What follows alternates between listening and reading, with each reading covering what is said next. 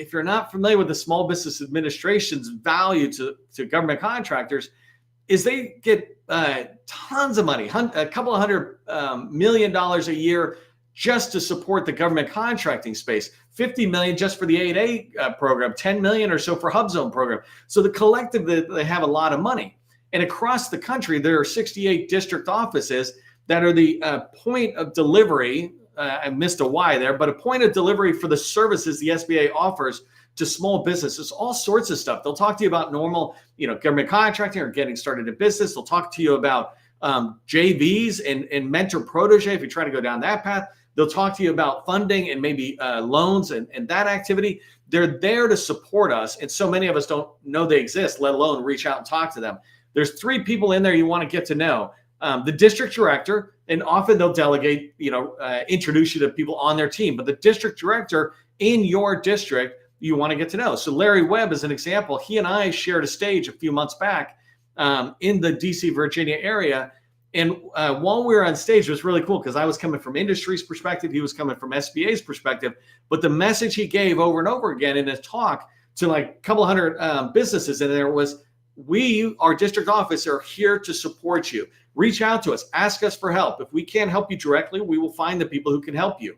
But they're one of the most knowledgeable people in the federal market for helping smalls. And so take the time to build that relationship. It's not just call them once, see if they answer your question, and then, that's the end of the first impression. No, build a relationship and know that your tax dollars are paying for for them to be there in those services. And sometimes you just need to build a relationship to get in. So district director. The next one is procurement center representative. PCRs are these people who have responsibility or oversight responsibility on different agencies. So an example is I was talking yesterday about how to get into the Army, and I was talking about Fort Benning, which is now called Fort Moore, I think.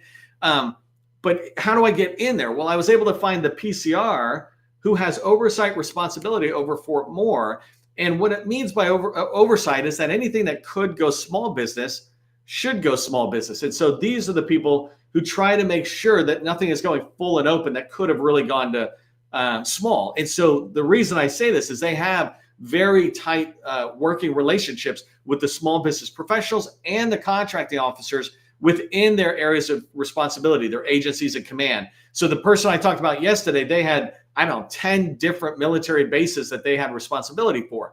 If you're trying to get into that agency or into that base, these people are great advocates to help you. And the last one that I wanted to point out is the business opportunity specialist. All 8A firms know who their business opportunity specialist is, and they all have different opinions about how they are. But these people do a phenomenal job, and they have a lot of capability. They're one or many business opportunity specialists within each district office.